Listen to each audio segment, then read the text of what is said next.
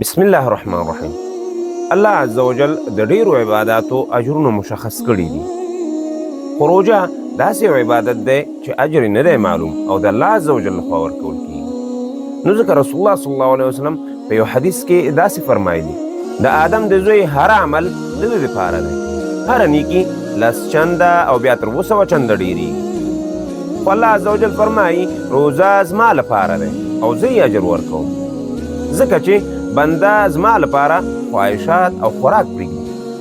دا چې د روژې اجر ولې الله عزوجل نه دی معلوم کړی او څه حکمت دی پکې، غواړو په دې ویډیو کې بحث پرې وکړو. هیله ده تر پایه مو ملتیا وکړئ. تاسو خپلې موضوع ته تاسو ته به معلومه وي چې د یو سبحان الله ویلو الله عزوجل 10 نیکۍ مقرر کړي. او روژه د بنده او خالق ترمنځ یو راز دی. فرض شوې روزه د یو ساعت، یو لحظې یا یوې ورځې خبره نه ده، بلکې یو میاشت په مسلسل ډول یو قسم ډیسپلین تعقیبول دي چې په هغه کې خپل لومړني ضرورت خوراک، څښاک او خواهشات پرېښودل د الله عزوجل د رضا لپاره.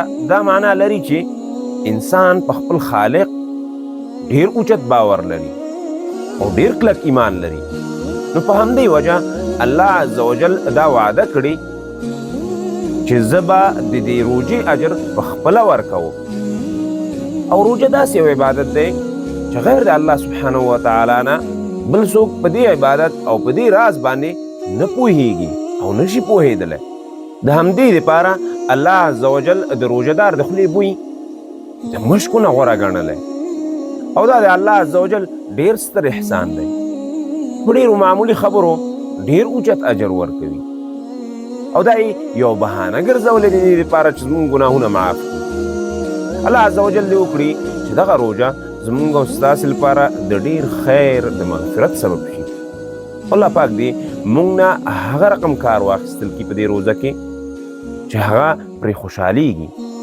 دا وه زموږ نننۍ ویډیو. تر بلې ویډیو او بلې موضوع د الله په امان. سلام علیکم ورحمة الله وبرکاته.